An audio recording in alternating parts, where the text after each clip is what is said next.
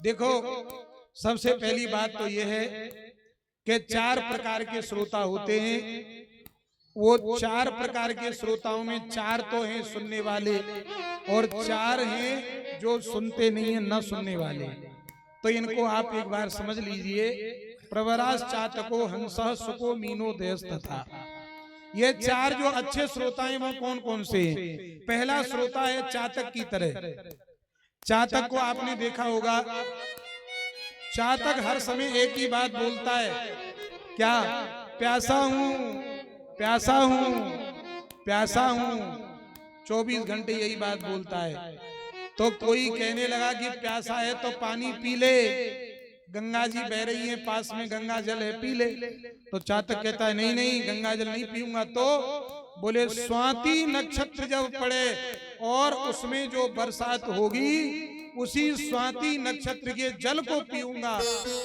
और वही ऐसा ही होता है, स्वाति नक्षत्र में जब बारिश होती है उस पानी को वह चातक पीता है और पानी पीने के बाद भी उसकी प्यास बुझती नहीं है। तो कहते हैं जो चातक श्रेणी के श्रोता हैं वो केवल और केवल भगवान की कथा से मतलब है और दुनियादारी की बातें वो नहीं सुनते। केवल सुनेंगे तो भगवान की कथा, और कथा सुनने के बाद भी ये नहीं कहेंगे कि आज तो तृप्त हो गए। क्या? भगवान की कथा में यही तो विलक्षणता है कि एक बार सुनोगे दोबारा फिर ऐसा मन करेगा थोड़ा और सुनने को मिल जाए। क्योंकि राम कथा जे सुनत अघाई, रस विशेष जाना तिन नाही। तो सबसे उत्तम श्रेणी है चातक की। तो चातक श्रेणी के श्रोता ये पहला नंबर है। और दूसरा श्रोता कौन है? हंस। एक हंस श्रेणी का श्रोता है। यह हंस श्रेणी का जो श्रोता है वो कैसे होते हैं? बोले हंस का एक बड़ी अच्छी बात है, आप दूध में पानी मिला करके रख दीजिए कटोरे में भरकर और हंस के सामने रख दो, और हंस जब उसको पिएगा चोंच डालकर तो दूध दूध को पी जाएगा, पानी पानी को छोड़ देगा। ये हंस की विलक्षणता है।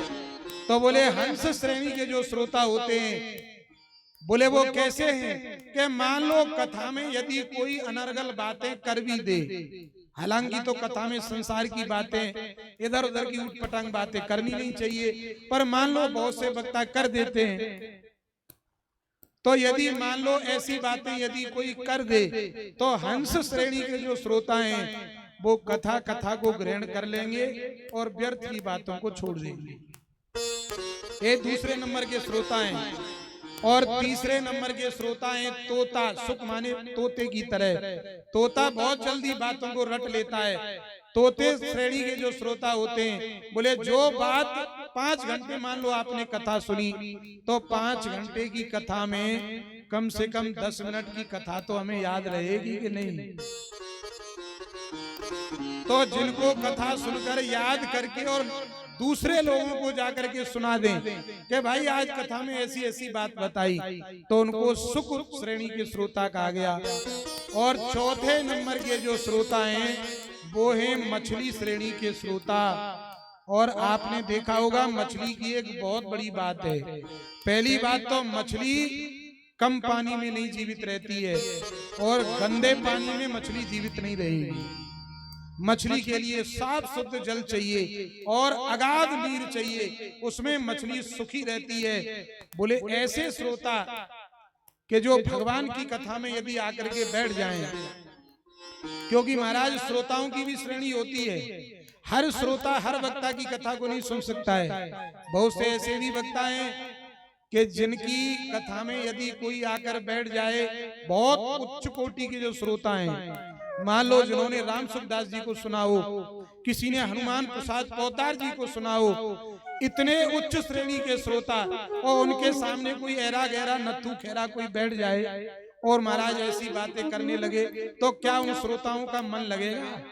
उनका मन नहीं लगेगा। क्योंकि जिन लोगों ने इतनी ऊंची ऊंची कथाएं सुनी तो महाराज उन श्रोताओं के लिए उसी लेवल का वक्ता होना चाहिए जो शुद्ध कथा का रसपान कराए और शुद्ध रसा के कथा के रसपान में वह श्रोता निमग्न होकर के आनंदित हो जाते हैं। यह मछली श्रेणी के श्रोता हैं। ये 4 तो उत्तम श्रोता हैं और 4 बताए अधम। और ये अधम श्रोता जो बताए हैं उनमें सबसे पहला श्रोता है भेड़िया। भेड़िया जो है, भेड़िया क्या काम है भेड़िया का? इतनी बुरी आवाज निकालता है कि जंगल में जितने भी सात्विक जीव प्राणी होते हैं, जानवर, वो सब उसकी आवाज सुन के भाग जाते हैं। तो ऐसे लोग जो कथा में आकर बैठ जाएं और छोटी छोटी बातों को लेकर एक दूसरे से झगड़ा करें और महाराज गाली गलौज करें, अनर्गल बातें करें, तो जो बढ़िया श्रोता हैं वो बस दंडोत करके चले जाते हैं। बोले इससे बढ़िया तो घर में बैठ के राम राम जप करेंगे। कथा में आकर के बैठ करके भी लड़ाई झगड़ा नहीं गया तो फिर कथा सुनने का मतलब क्या रहा? तो भैया भेड़िया श्रेणी के श्रोता में नहीं बनना। और दूसरे होते हैं ऊंट श्रेणी के श्रोता। ऊंट की क्या पहचान है? ऊंट जो होता है उसे मीठी पत्तियां अच्छी नहीं लगती हैं, कड़वी कसैली तीखी पत्ती ही ऊंट खाता है, मीठी पत्तियों को नहीं खाता है।